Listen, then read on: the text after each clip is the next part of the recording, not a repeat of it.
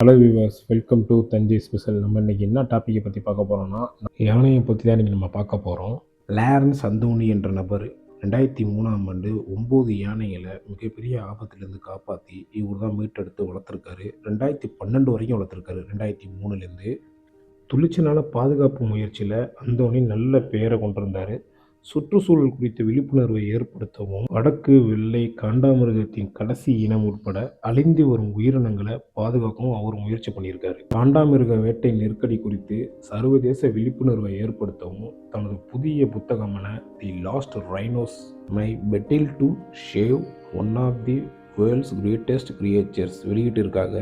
டர்பனில் March 2012 திட்டமிடப்பட்டு பாதுகாப்பு விழா விருந்துக்காக முன்னதாகவே அந்தோனி தனது 61 வயதில் மாரடைப்பால் இறந்துட்டார். 2012ஆம் ஆண்டு இவர் உயிர் பிரிந்த போது அவரை விட்டு பல கிலோமீட்டர் அந்த பக்கம் இருந்த யானையை இவர் வீட்டை நோக்கி வந்துடுறாங்க. கிட்டத்தட்ட 2 நாட்களுக்கு மேலே அங்கேயே இருந்திருக்காங்க.